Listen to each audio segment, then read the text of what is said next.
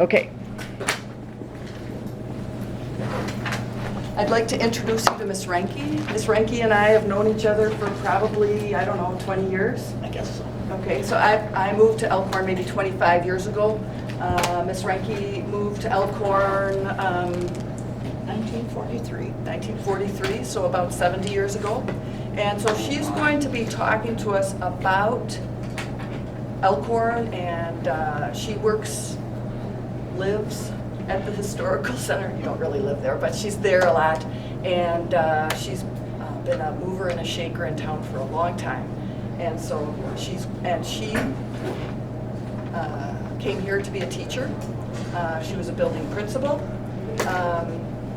And worked for how many years in the school district? 41.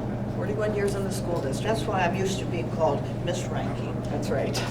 So we're very lucky and we're very happy to have her here. And you need to take 10 notes to hand in, on a piece of paper. So take it away. Okay. Well, I was going to introduce myself. She said everything I was going to say. But actually, I taught kindergarten, and then when my knees began to ache from sitting on the floor, I switched to second grade. Originally, I thought I would like to teach history, but I decided, you people are all kind of big and tall, and I'm not. So I switched to kindergarten. I could outrun them, I could pick them up and carry them if necessary, and I couldn't do that if I was teaching history in high school. So it became my hobby instead of my vocation. And as soon as I retired, then I got into pursuing my hobby, and I've been doing that ever since. I'm supposed to talk about the history of Elkhorn, and it's kind of interesting that people who actually live in a place sometimes don't know as much about it as people who have come there lately. And that's true in almost every city. I never knew anything about Racine, where I grew up, until I moved away from Racine. And then I discovered people go to Racine in order to visit the Johnson wax plant, which Frank Lloyd Wright designed. And they go to the Golden Rondell Theater, which was at the New York World's Fair, and they go to the Marvelous Zoo, and they go to the beach, and they go to the waterfront. I never did any of that when I was in Racine. It wasn't until I moved away that I found out about it. So that's kind of the way it is with people who live in Elkhorn. Now, school in Elkhorn always starts right after the county fair. It's been that forever. And how many of you went to the county fair? Oh, good. Well, I brought some pictures of how it used to look at the county fair when, in the late 1800s and the early 1900s. And the fair is still very much the same, except it's grown bigger and it has more buildings. And the people look different who are going to the fair. And are you going to be able to show? Yes. All right. So I brought some pictures. This first one is from 1912. And the place is thronged. You can see the Ferris wheel in the background and some of the buildings. But take a look at the people. The last time I went to the fair, it was about 80 degrees outside. And we were all suitably dressed for 80-degree weather. Now, I don't think the weather has changed that much. So take a look at the people going to the fair back around 1900, 1910.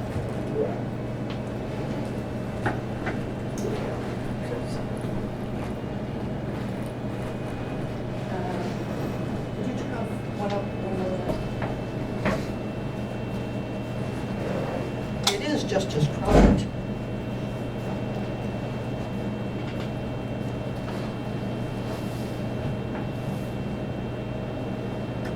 But look what they're wearing. What? The men have got their suits on. The women are wearing big hats, long skirts, long sleeves. But they've come to the fair. I've got a whole bunch of these samples. Maybe put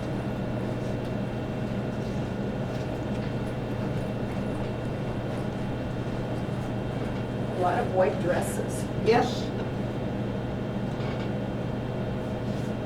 1911. So you had more tents than you had buildings. yes. Wait, so, I have a question.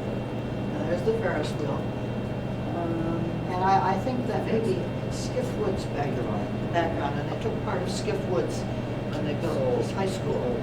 Okay, so the Skip Woods is on this, where we are now? Or the old high school? No, this one. This used to be a wooded park. Okay. Okay, so Adam has a question? Yes. I'm just wondering, like today, is the Ferris wheel, instead of being like right there, is it on like that side of the picture? Like, which way, like which view is this? Well, Is that it's where hard the to house tell is? because the Ferris wheel is moved in, it doesn't stay there permanently. So they put it wherever they want on the midway. But I'm just amazed at the clothes they're wearing.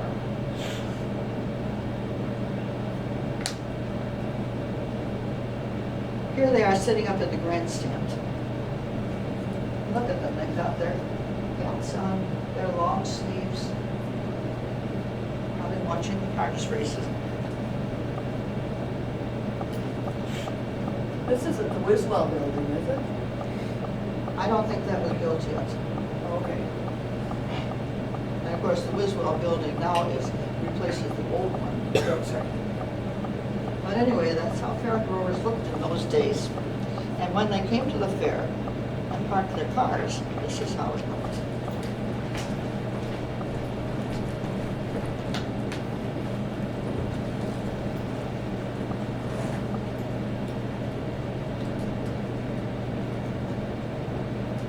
Say something? This is 1914. Well, this one is 1918. Oh, 1918. Yeah. And at that time, there was a railroad track going along one end of the fairgrounds, and special trains used to come in for people who didn't have them. We called them flivvers in those days. Flivvers? Flivvers, F-L-I-V-E-R-S. You see, they had cloth tops, convertibles even then. And the fair was really quite a thing. It affected Elkhorn just like it does today. Maybe I should stand closer to you, well then I'll be in the way of the picture. Everybody got into the act. They had parades.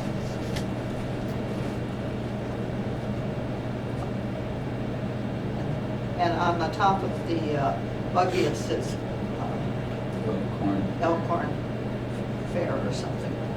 But they're going to be in a parade. Maybe they'll win first prize. Now, the very first fair was held downtown in Elkhorn in the 1800s, about where, well, it's on the south side of the park. Apparently it was in the street between the municipal building and that big brick building, which was Masonic Hall. It was held on the street. And then they bought this land and they moved the fair down here. And as the fair grew larger, it acquired more and more land.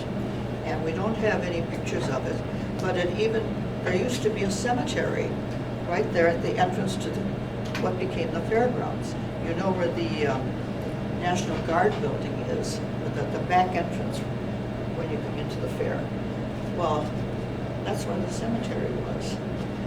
And so they had to dig up all the remains and move them to the new cemetery.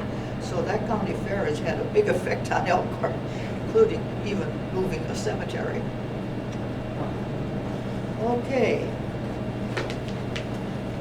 More pictures or? No, I'll leave Elkhorn. Okay. I mean, I'll leave the fair Okay. and talk a little bit about Elkhorn. You probably know the story of the Elkhorns, which we have in our Webster House Museum. And just like the fairgrounds and the cemetery, they traveled around a bit. They were first found hanging in a tree.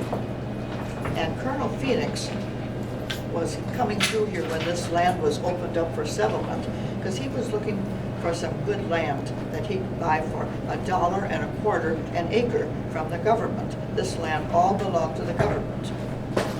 And it was called Milwaukee Territory for a while. And then it became Walworth County. So Colonel Phoenix was coming through here looking for land, and he stopped, we think, about where the fairgrounds is now, and he looked up in a tree, and there was this massive 16-point set of elkhorns hanging in the tree. And he was keeping a journal, and he wrote down that he was resting under this tree, and here were these elkhorns hanging in it. And he wondered why, because the elk wasn't there, just the horns. And you know, they grow new horns every year, even massive horns. But he thought maybe the Indians, the Potawatomis, who don't have a written language and didn't put up signposts to tell you where to turn, maybe this marked the trail where they, when they wanted to trade with other tribes, would turn and maybe go toward Lake Michigan, because they traveled around and traded a great deal. So he wrote in his journal, I'm going to call this place Elkhorn, and he called it 2 words, and that name stuck forever. And eventually the Elkhorns were put in the building where you came to buy your land, which was called a land grant office. And then they made their way to Delavan somehow, and were hanging in a tavern for a long time. And eventually they came back to Elkhorn, and they were in the municipal building downtown, but nobody ever saw them there. So one day the mayor called me, because I was on the Historic Preservation Commission, and he said, would you come down to the council meeting? We want to give you something for the museum. So I went down, and there were the elkhorns, this huge rack of horns sitting on the table. He said, we want you to have these for the museum, then more people will see them. And I said, do I have to take them with me tonight? But I didn't. They delivered them the next day with a truck. And people always ask, why in the world did anybody decide to build a city here? Because when you went out and looked at the land, it was swampy and marshy. And if you dug down a couple feet, you hit clay, which kept it swampy and marshy because the water wouldn't go through the clay. And all around, people were settling on lakes and streams and rivers. There wasn't any such thing in Elkhorn. There wasn't even a hill. But a few people were coming to Elkhorn. And one of them was Mr. Rockwell of Milwaukee. And he always had an eye out to make some money. And he looked at the map of the county, and he said, well, this is an interesting county the way it's been laid out.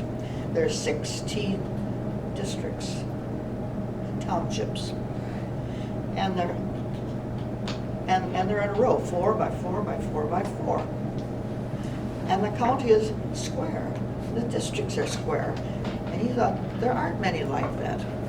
And he thought, now when they start building roads going from the little city of Racine to way over to the Mississippi River, they'll probably go through this county.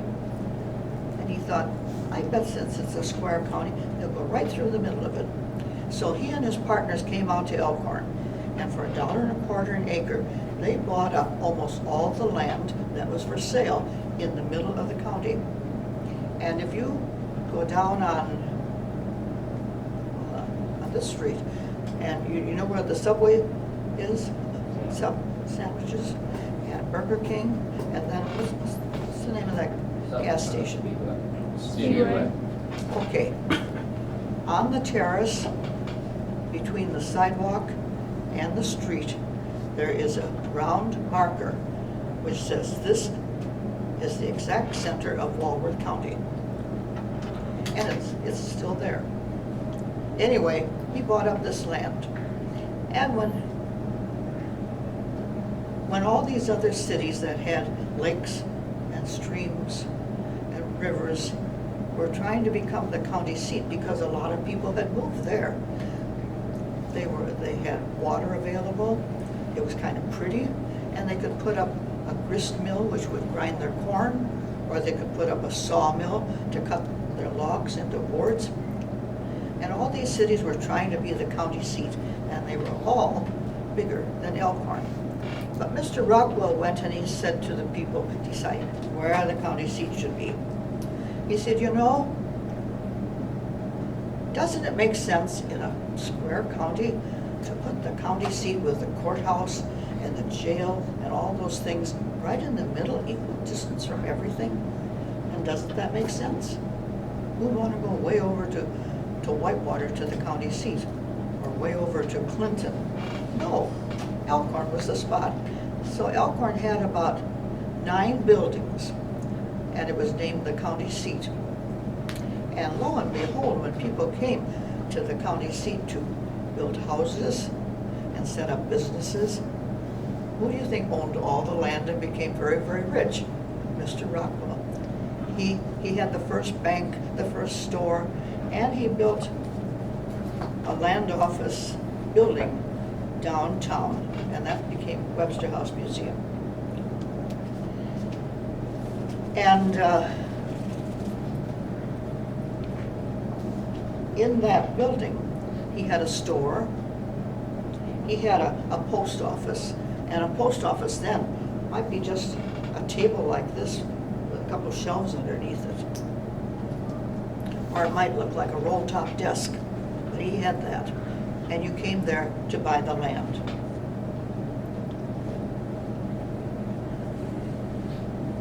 And of course, we've grown and grown since then.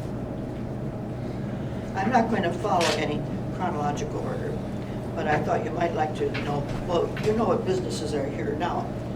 But years ago, big businesses was the brick and tile business, because we had plenty of clay. And so there were 2 or 3 men who set up businesses where they dug the clay up and then they put it in kilns, and they developed bricks, so that many of the old houses in Elkhorn are built out of the natural common brick that was made right here in Elkhorn. Some people who wanted to be, kind of stylish, they sent to Milwaukee for special bricks, but most of them were perfectly happy to buy local. So almost all the brick houses you see in Elkhorn are built from the natural Elkhorn clay. And they were all on the west side of Elkhorn.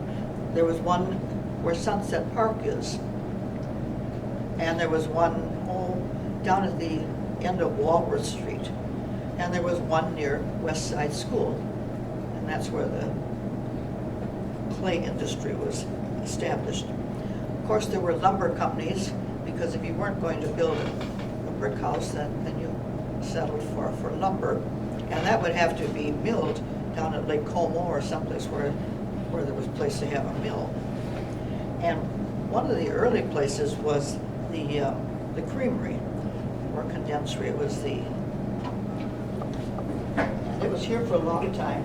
It was down by the railroad track.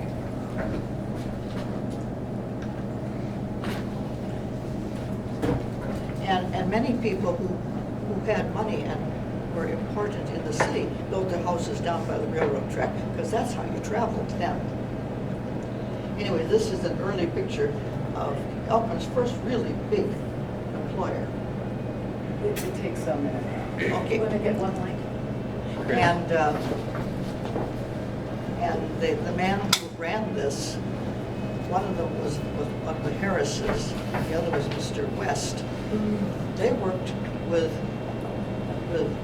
the Kraft Company, and Kraft cheese was partly developed in our plant here, and they also experimented with condensed milk. Anyway, that's how really our very first employer, where they lived, worked.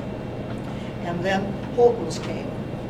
Elkhorn has always been a musical town, and the people in Elkhorn who played in the band were always sending their instruments in to the Holton Company in Chicago to be repaired or reconditioned. And finally, Mr. Holton got interested in this little town where he was getting so many band instruments coming from. So he came out here, and he thought it was kind of a nice place, and he bought a summer home. And that's out on County Trunk A, and it's marked by one of these historical markers. It's called Harmony Hill. And that's where Mr. Holton first came. And then he said to the city of Elkhorn, I really like it here. If you would build me a factory I would move my factory out here and close the Chicago one. So they had a town meeting, like we're gonna have in November about the swimming pool. There's gonna be a referendum. They called a meeting, and the people of Elkhorn donated $10, $100, and they gave Mr. Holton the land, and they built a factory, and he moved his company out here. And Elkhorn people, when the Holton factory was busy here, were very accustomed to seeing some of the great musicians that you see on Jay Leno's show and some of those, would see them coming here because he made horns, and a really famous musician wants the horn to fit his lips perfectly. And they would be here. And after 10 years, one night he paid his entire payroll in silver dollars. And when the people went down to spend their money, all those silver dollars coming into the stores helped the businessmen realize what their giving a factory to Mr. Holt had really meant to the town, because it showed how much money and how many workers he'd brought in. One of the really big things was having a livery stable. There were 2 or 3 big hotels downtown. One is Moy's Restaurant, and the Nickel Plate was a very distinguished hotel in those days. And when people came on the train and then wanted to go somewhere, they wouldn't rent a car. There weren't any. So they'd go across the street to the livery stable, and there they could rent a horse and buggy. And the livery stables always advertised, we have gentle horses that a lady can drive too. And one of the really important jobs was being a blacksmith, because those horses all needed shoes every once in a while. I talked about how they put up grist mills for grinding corn and sawmills wherever there were lakes and rivers to provide power. But early in its history, Elkhorn actually had a mill that would grind corn. And the man who did it was named Mr. Stearns, and he put up a Dutch-style windmill at the north end of town. Where the daycare center is now, across from Midtown Garage. Where I take my car. Anyway, it had these big blades that would turn and provide power so he could grind corn. And Mr. Paddock, who built People's Bank, when he was a little boy, his grandpa lived out in the country, and he remembered his grandpa would pick him up and hold him up high and say, are the mill blades turning? Can I go into town with my corn and get it ground, or should I stay home and wait for a windier day? And that is gone now. In 1894, a windstorm came through town, almost like a tornado, and it blew the windmill down, and he never rebuilt it. But on the lawn of Webster House Museum, we have one of the huge cement wheels which ground the corn. And he had 6 others, different sizes, but they're buried under the blacktop by the daycare center when Henderson's Garage turned that into a parking lot. We saved one of them.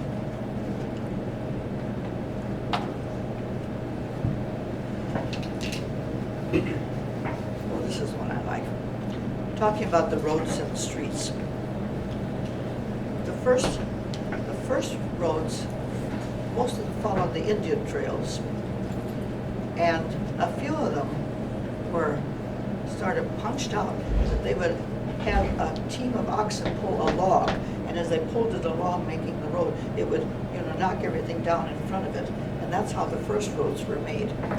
And then they began to have roads that look more like we know them. So I have a couple pictures here to put up that show how some of the roads looked before they got around to making them passable for automobiles. Horses, of course, can get through.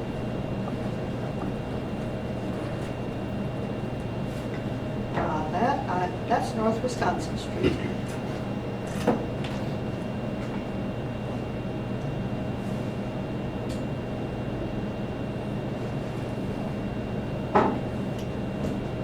Would you believe it? Wow.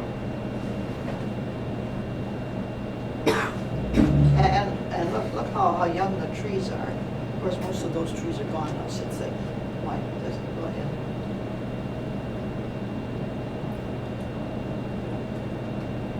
This is downtown Elkhorn, and it's looking south from the corner, because right here you can see the spire of the Congregational Church. But that's where you went when you went shopping, and they had wooden sidewalks. Oh, someone's got a car. Someone else has a bike.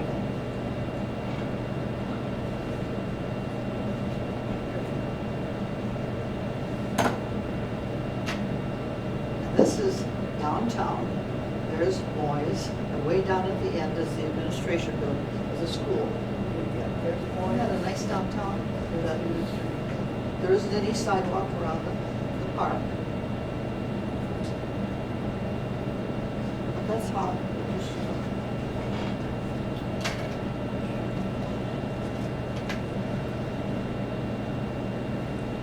And this next picture shows how people looked when they didn't come downtown with the horse and buggy and their car. In the wintertime, people would leave their wagons and buggies at home and they would switch to a sleigh. And it must have been fun in the wintertime to hear the sleighs going by.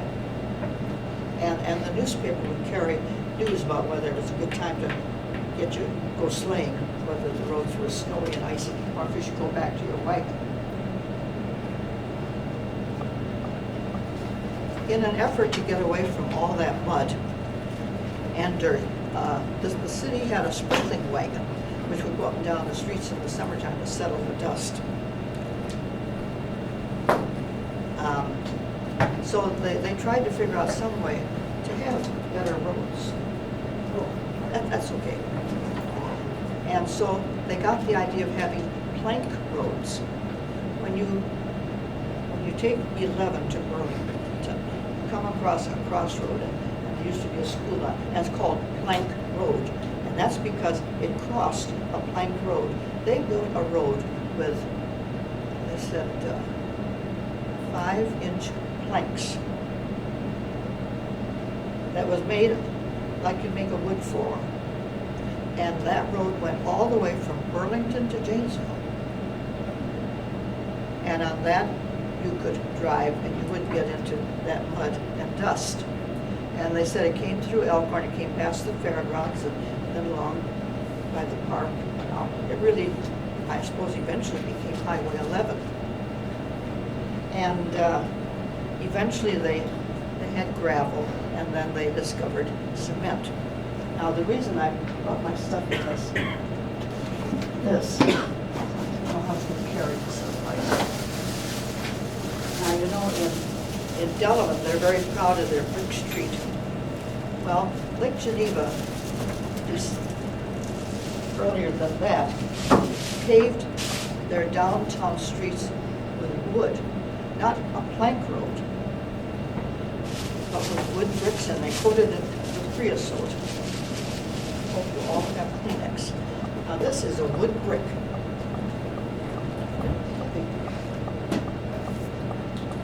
And they had some of their main streets paved with wood bricks.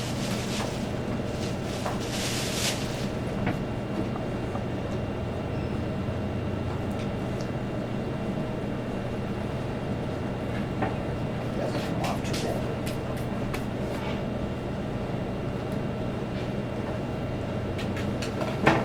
Think what it must have been like to go down wood brick streets with your horse. Clop, clop, clop. Must have been very noisy. We worry about trucks making a little bit of noise. I think what that must have been like.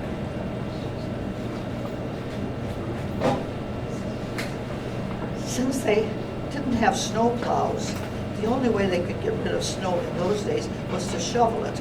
So in the wintertime, most people, if they had a car, put their car up on blocks, and then they got out their horse and buggy again until the snow was gone.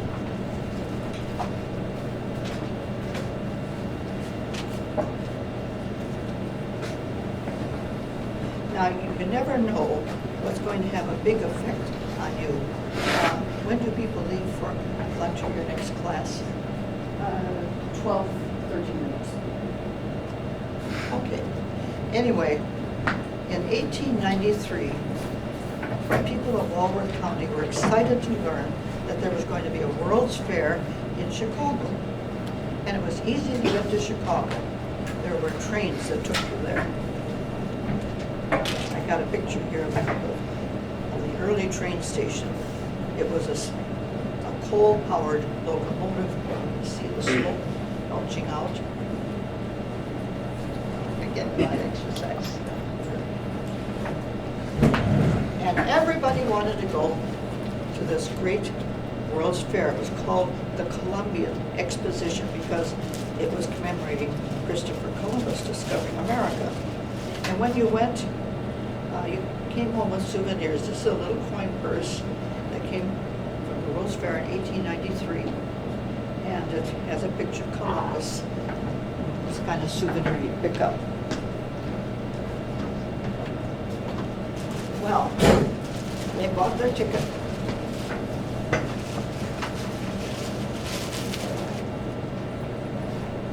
Actually, a ticket from the World's Fair. And this is the World's Fair guide that they got. And as they went through all the buildings and looked at the marvelous inventions, one thing that really excited them was the electric building. They were, everything they had took a kerosene lamp to make it light. In those days, you almost went to bed when the sun set. You got up in the morning when the sun rose. But when they went to this fair, they discovered an electrical building. And they realized there was such a thing as electricity. In fact, the fair was called the City of Light. And all these people came back to Walworth County, and they said, why can't we have something like that? And electricity came to the county really because of the World's Fair, which had electricity for the first time. And it took a while to get it in Elkhorn. After all, you don't just plug things in when you're building an electric plant. But eventually they did get electricity. And the city said, well, this is a big expenditure. In daytime, you don't need electricity. We're just going to have electricity at night. That's when you need lights. And at first, the lights will just be downtown. You can stay home when it's dark. Or go downtown. You don't have to go other places. And then they decided it might be nice to put in street lights. And if you live on the corner, would you go out when the sun goes down and turn on the street light? And when you go to bed, will you turn it off? And whoever lived on the corner had that little chore to do. Finally, people began to say, well, Chicago has electricity all the time. So they extended the wires out to the houses, and then people could light up their house at night. And then this is what happened. In the early 1900s, the women got for shower presents and Christmas presents these newfangled electric irons. Up to now, they had an iron that they put on their wood-burning stove, and when it got hot, they would iron. When it cooled off, they'd put it back on and wait, and they'd iron some more, and they'd wait, they'd iron, and they'd wait. But with this new marvelous electric iron, you could iron. Get it all done at once. And so they kept grumbling. And finally, there was a big notice on the front page of the Elkhorn Independent. It said, women of Elkhorn, from now on, Tuesday will be your ironing day. You wash on Monday. On Tuesday, you can iron. It will provide power all day on Tuesday. You can do your ironing. Remember that song you used to sing? This is the way we wash our clothes early Monday morning. This is the way we iron our clothes early Tuesday morning. You sang that in kindergarten if you went to my class. Anyway, eventually they decided maybe it'd be nice to have it all the time. So in 1916, in the middle of World War I, they had power all day long. And except when you have a bad storm, you still have it. Now, as you go through Elkhorn, if you look at some of the old houses, you can see that their garages are different than mine is. It's usually big and it's got an upstairs. And if you see a garage with an upstairs and a big square window in front, you know you're looking at a carriage house. Because that's where they kept their horse and their carriage. They didn't have a car in the olden days to put in it.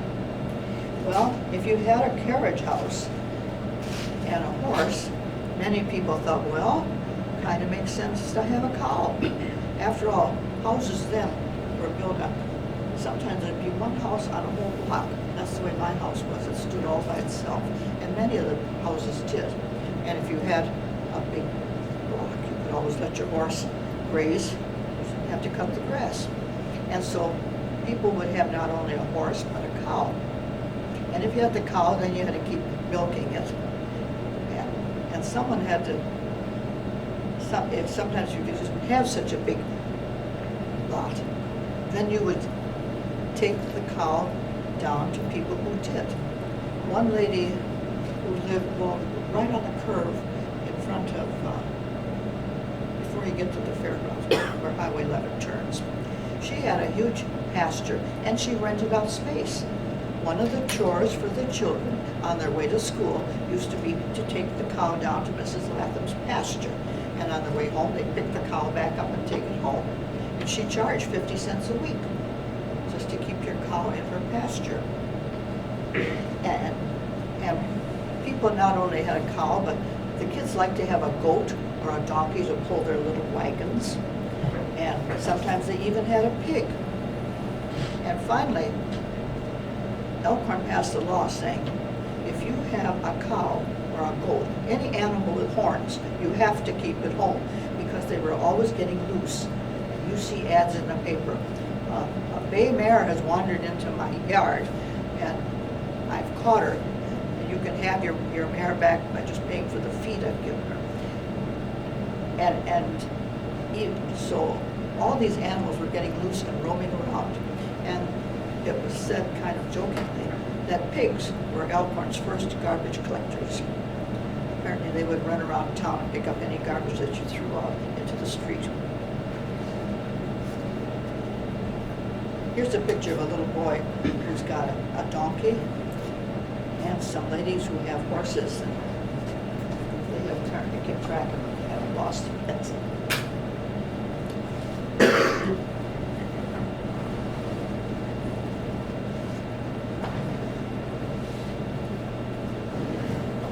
These are gentle enough to drive. I like this next one. He's got his very own donkey. And that's the park.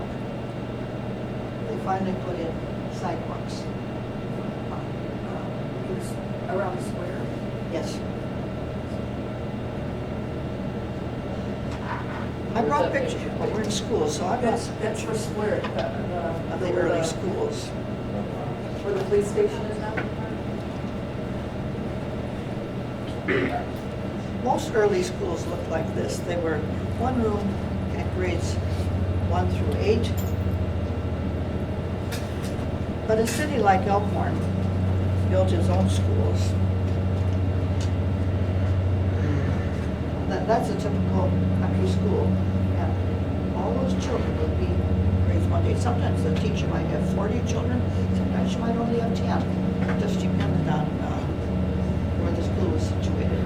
But when Elkhorn built its first big school, it looked like this. And I'd like you to notice that the road leading to it is not paved. It's dirt and mud. It's about 4 minutes.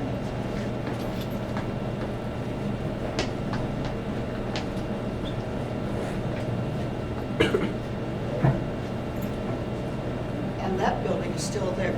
They were going to tear it down when they built the new elementary school. At first that had grades K through high school. But then they built the new high school. And here are some of the students going in. Nice to see how the students look too.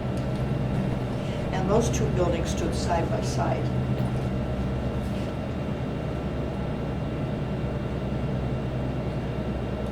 That was the high school. No, Did they tear all these down? Hmm? Did they tear them all down?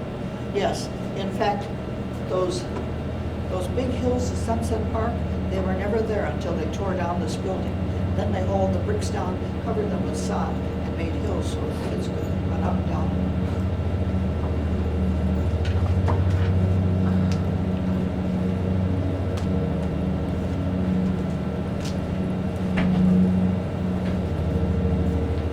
Let's get the top up.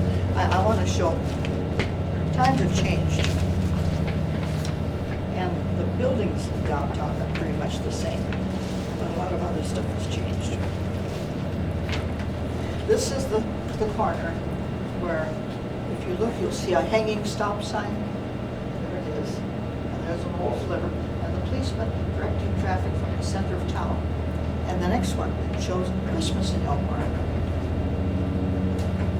And the Christmas tree is standing right in the intersection where the policeman was. I love that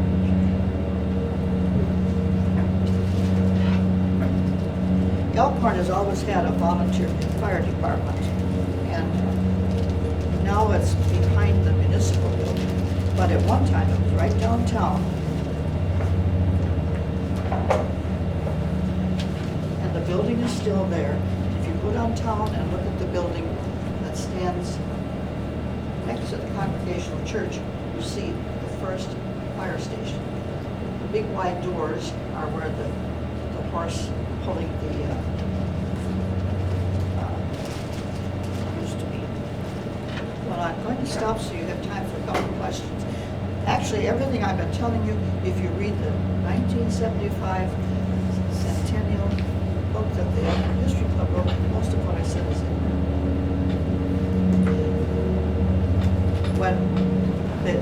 Now they call the firemen by just pushing a button, it automatically calls their phones. Then they used to blow the siren and ring the church bells. And if you were sitting in a barber chair, a man getting shaved, if your barber was a volunteer fireman, you'd be sitting there with your face full of lather and he'd run down to the station to get into the truck. No matter what you were doing, you dropped everything. Now this was kind of fast, but Elkhorn was settled in 1836 and 37, so there's a lot of years in there. Any questions, Ellen? Any questions? Good. You just said it so thoroughly. You know, for me, it's going to make me look at things differently when I go out in Elkhorn. I'm going to be noticing, like, what kind of things are you going to notice that she talked about? Carriage houses, There's quite a the few. two-story garages, and there might be just one per block then, it sounds like, because it used to be one per block. And the hills at Sunset Park, The old firehouse. the old one, so that's not there anymore. Oh, yes. Oh, okay. Isn't that right by where the town hall was? Right down by Rock Jesus Church? Thank you.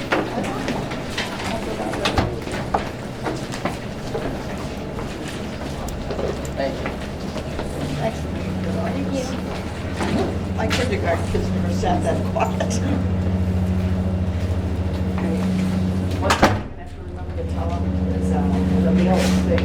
Still When they used to do it for mail. Yeah. Yeah, I Just know. put Elkhorn Thursday. I know. Good. It was, Right. That's a little bit of. oh, that is totally fine. I can tell you for this. Gosh, it's good. God, that's nice. Yeah, that's great. Thank you. You're doing great. Yeah, can we? Brazil. You never know You don't have to the give them last to me. name I'll Keys? just look at them from here. I can The read. last name Keys? You did a great job. That's all you have to do. Mortimer? You got it. I'm gonna put it in the grate. Oh, great man. I'm going to leave this for, So you knew the Keys, right? yeah. Yeah.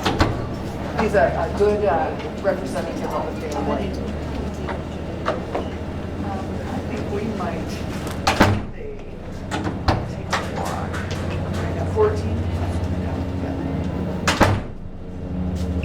walk this and see how much I can walk during the 44-minute class Yeah. hour.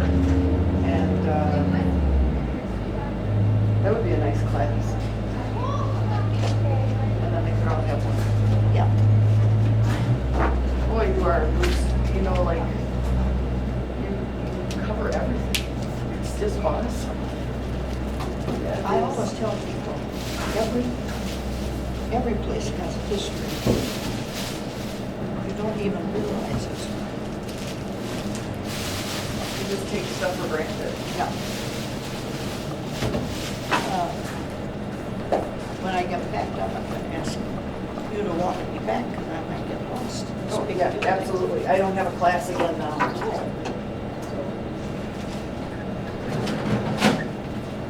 This 4th hour class is sandwiched between a lot of flexibility.